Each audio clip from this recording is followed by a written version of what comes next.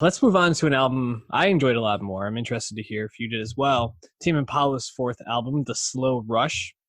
Kevin Parker, the one man show behind Tame Impala. Obviously not for the live shows, but composes, writes the songs, puts everything together. Total Hmm. inspiration for Tame.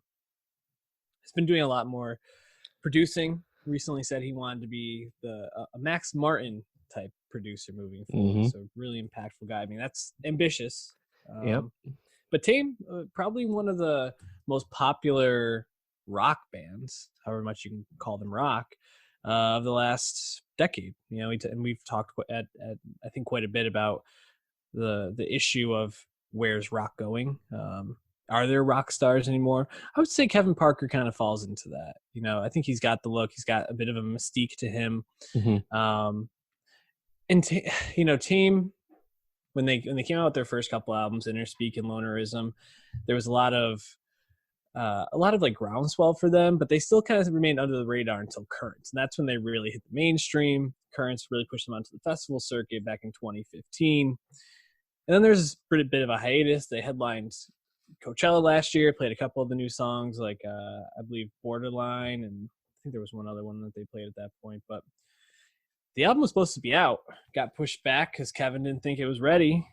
Now we have it, Dave. How are you feeling about the slow rush? You enjoying it? Do you give you a fast rush? Slow? I don't know what to call it. Yeah, I did. I did like the slow rush quite a bit. It's hard not to be impressed with just I think Kevin's kind of overwhelming skill with like arranging Hmm. instrumentation and just overall production.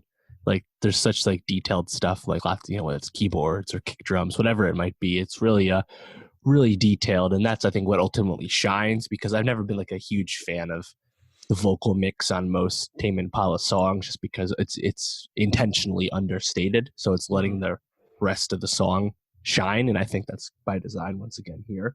Um, so yeah, I did like it. I think because it's so methodical the whole time, you kind of just I think fall into that vibe, and you really can just if you're not checking your phone, you'll just kind of listen to this thing and it'll really flow. That's kind of Hmm. what happened for me, and it definitely feels like it would fit the live show presentation that Tame has been rocking recently at their arena shows, of which you saw last year. Yeah. So yeah, I think this is someone like me who's more of like a late comer to the sound and to the whole enterprise of Tame Impala. I liked it just like I liked Currents more than the first two albums. But I feel like if you're someone who liked their earlier stuff, you're probably not like super thrilled with this because it's just different. And it's just like they Tame Impala and Kevin, they've just changed, and now it's more of like a psychedelic vibe sesh, right? Hmm. Right. And they used to rock out pretty hard in the beginning. Like I listened to all the albums for the first time last year Hmm. after hearing all like the hits in the past, and you could definitely feel that change if you listen front to back. Hmm. And I think that this is kind of makes sense of the direction they had been going in, and after the success of Currents, it's pretty logical. Yeah, and Currents wasn't an album that I would look back and say is one of my favorite Tame albums. It's probably Lonerism for me. If I had to go back and look, I'm gonna kind of look as we're talking, but Right. I enjoyed that more like rocky sound to it, you know, and I liked when you had a song like Half Full Glass of Wine, where it really is just a pure rock song. It's like, you know, screaming guitars. It's not as like trance like. It's not as EDM influenced, and that's really what you get on this album, right? You have basically house beats for most of the songs, and then you're bringing in some guitar driven guitar driven songs, some piano driven songs on this, which was kind of a change up for them for most of their work. But the thing that really stood out for this, and it almost seems uh, like Kevin, especially as he was going over some of the singles like Borderline, really wanted to move the synths and the drums to the forefront of these songs because the drums go fucking hard throughout this Mm-hmm. entire album, and I love Absolutely. it. I think it's a great choice.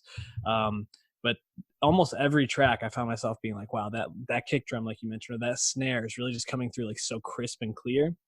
And I think that actually works to elevate the like almost psychedelic nature that Kevin goes for in a lot of these songs because you're lulled in or like focus on the drums, but then you're kind of lulled in by the rest of it, which I think works well.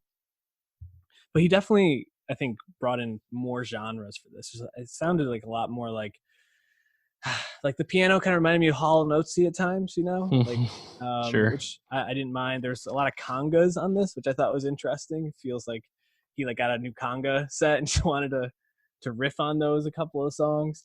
Um, what tracks did you like, or what stood out to you most? Maybe. Yeah, I like Borderline more after hearing it in the context of the album. Didn't really jump out to me when I first heard it. He definitely Uh, like redid it too. I yeah, think. is that what it is? I Maybe think that's. so. I didn't even realize that. Lost in Yesterday, which Mhm. was maybe the fourth single. Thought that one Mhm. was really good. And then One More Year and is it true at the end? One More Is it Hour, or is it true? Is near the end too. yeah? Is it One More Year the first song and then Is It True towards the end? Mhm. I really liked. Yeah, One Um, More Year is a great opener. Like, yeah. sucks you right in. Mm. And I think the way that it just really is like that and Glimmer are probably the two most like pure housey songs on this. I think that's a great opener. I also like how he ends with One More Hour, which is like a classic Tame epic, where he kind of like goes all over the place and brings together all these sounds. But yeah, the three that you pointed out really stand out. How did you feel about like Posthumous Forgiveness? Uh, which one is that? It's a Don't I little bit remember? more like I don't know, like toned back. It's probably one of the tracks I like the least. Yeah, Um, it I probably don't just know. went in and out my ears. Then Yeah, doesn't ring a bell. it's like right between Borderline and Breathe Yeah, Deeper, and it just felt like I just wish they'd taken it out almost. sure. Because Breathe Deeper is a song I thought was great, and the ending to that is electric. Um, I don't know. There's just so many moments on this I really enjoy. Um, One More Hour, again, probably one of my favorites. Lost in Yesterday is great, but I think the song I found myself coming back to the most is "It Might Be the Time." I that was one of the singles, but it's so like groovy, and then you bring in like the sirens with it. It really, is just like really stands out to me. So yeah, this album, there's really only good things to say about it in my book. Um, where does this fall in your Tame Impala rankings? Number two? Yeah, I guess number two. I haven't run back any of the albums a ton, but I like this and Currents more than the first two upon Yeah. initial exposure. So yeah, I'd stick with that. Um, it's kind of interesting just approaching this now after this 4.5 year layoff following Currents, because in that time, Kevin Parker, as you said, has expressed desire to, I think, become more of a mainstream figure just in Hmm. pop music writ large. And that's kind of just joined the whole wave of anyone who's been successful in that space has just branched out and started also working in pop and hip hop and everything else. Think like Rostam and Ezra Hmm. and James Blake and Josh Tillman. They're all working with like they'll pop up on Lemonade or uh, Lady Gaga's last album, or Hmm. have like Kevin Parker worked on Anti. Like it's just interesting to see how all these guys that really had some really humble, truly indie beginnings after achieving greater success are now just kind of just part of the firmament, but like Hmm. still can release this shit. Like in the case of the Slow Rush, that's still very much a true to what Tame Impala is all about. So it's kind of cool to see Kevin juggle his two interests, I guess. So I'm curious to see what he does next, just because now that we know I'm sure he labored over this album for some time. So now that it's out, I'm sure he's going to tour it more, and then yeah, who's he going to work with next? Who knows? Yeah, I'm excited to see where he's going to go.